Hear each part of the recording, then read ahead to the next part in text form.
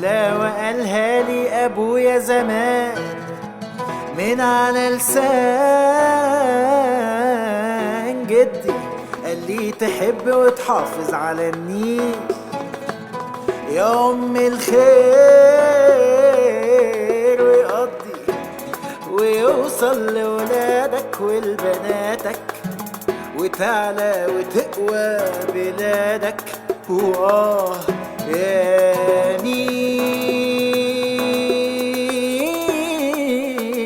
يا عيني يا ليل.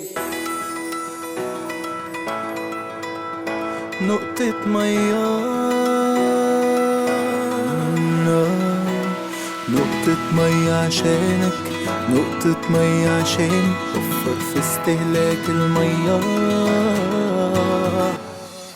نقطة مية عشانك، نقطة مية عشاني، وفر في استهلاك المية ترجع لك من تاني.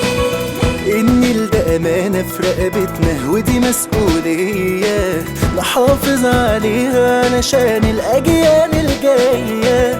يلا نبدأ ونوفر في استهلاك المية، وهات على بلدنا طول ما انت ايدك في ايديا.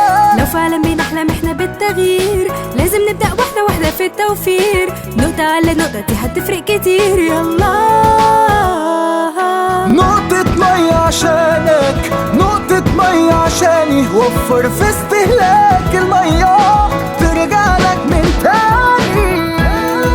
شارك معانا في حملة كل نقطة بتفرق، وساعدنا نحافظ على المية لمستقبل أحسن لينا وللأجيال الجاية. عشان تعرفوا أكتر عن الحملة زوروا صفحتنا على الفيسبوك كل نقطة بتفرق، وحمل تطبيق 125 من على أب ستور وبلاي ستور، أو كلمنا على الخط الساخن 125.